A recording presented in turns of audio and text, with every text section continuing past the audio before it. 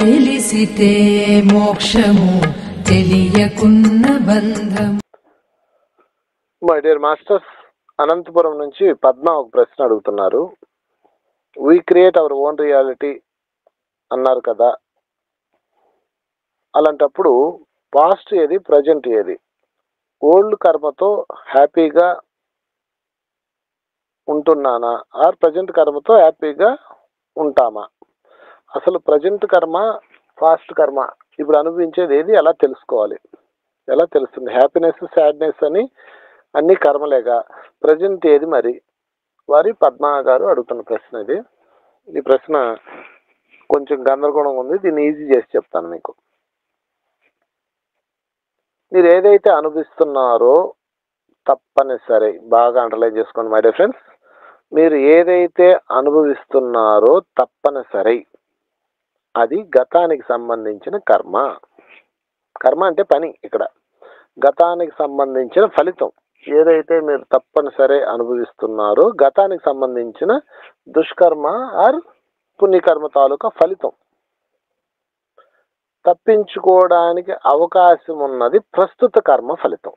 ఇది బాగా గుర్తుపెట్టుకోండి. అంటే ఫర్ ఎగ్జాంపుల్,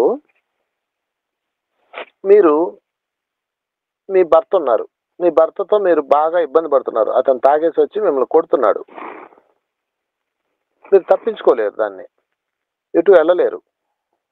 లేదా మీ బిడ్డ ఉన్నాడు, మీ బిడ్డ మిమ్మల్ని సరిగా చూసుకోవట్లేదు, వాడు వాడు వాడు చదవకుండా చాలా ఇబ్బంది పెడుతున్నాడు. అది గతం తాలూకా నీడ, ఏవి తప్పించుకోలేవు.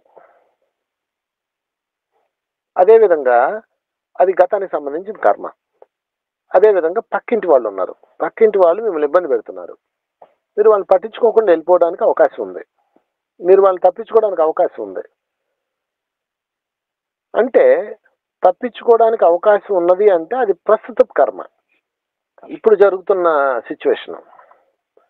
మళ్ళీ మీరు దాన్ని తప్పించుకోవడానికి అవకాశం ఉన్నది తప్పించుకోకుండా వాళ్ళతో యుద్ధం చేసి మళ్ళీ కొత్త కర్మను సృష్టించుకుంటారు. అది మళ్ళీ తర్వాత రాబోయే రోజులకి మళ్ళీ మీకు దుష్కర్మగా పరిణామం చెందుతుంది. కనుక మై డియర్ ఫ్రెండ్స్, తప్పించుకోవడానికి అవకాశం లేనిది ఫాస్ట్, తప్పించుకోవడానికి అవకాశం ఉన్నది ప్రజెంటు. ఈ తేడాతో అర్థం చేసుకోండి. కనుక ఇప్పుడు ఏదైతే మీరు అనుభవిస్తున్నారో తప్పించుకోవడానికి అవకాశం లేదనుకోండి, ఓహో నేను గతంలో వీళ్ళని బాధ పెట్టాను, అందుకే వీళ్ళని బాధ పెడుతున్నారని గతంలోకి ఒక్కసారి చూసుకొని, మీ హాస్టల్ రికార్డ్స్ ధ్యానంలో చూసుకొని వాళ్ళ క్షమాపణ చెప్పుకుంటే ఆ కర్మ తాలూకా ఫలితాలు మారతాయి. ఇక రెండోది, తప్పించుకోవడానికి అవకాశం ఉండి కూడా మీరు యుద్ధం చేశారంటే మళ్ళీ కొత్త కర్మ సృష్టించుకుంటున్నారు. మహాభారతంలో కృష్ణుడు ఒక రాక్షసుడితో తలబడాల్సి వస్తుంది. అర్జునుడు ఆయుధాలు తెస్తాడు. అర్జున ఆయుధాలు లోపల పెట్టు అని చెప్పి కృష్ణుడు అర్జునుడు పరిగెడతారు. అదేంటి బావా పరిగెడుతున్నావు, మనం పారిపోవాల్సిన అవసరం ఏంటి, మనం వీరులు అంటాడు. పారిపోయే అవకాశం ఉన్నప్పుడు పారిపోవాలి, యుద్ధం చేయకూడదు అంటాడండి. ఇది చాలా అద్భుతమైన సంఘటన. నువ్వు పారిపోయే అవకాశం ఉంది ఇక్కడ, ఎందుకు యుద్ధం చేయాలి, పారిపోదాం పా అంటాడు. అదేంటి మనం వీరులం కదా అంటాడు. నువ్వు వీరుడు అని అందరికి నిరూపించాలా?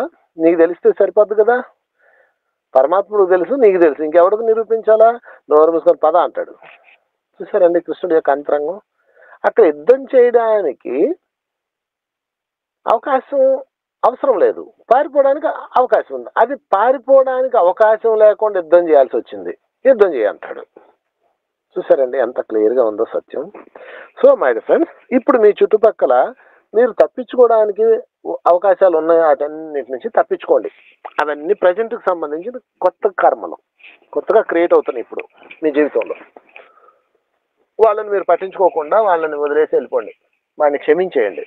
అదే తప్పించుకోవడానికి అవకాశం లేకుండా బిగించబడ్డవన్నీ గతం తాలూకా నీడలు, వాళ్ళని క్షమాపణ అడగండి. That's all, simple. Thank you very much.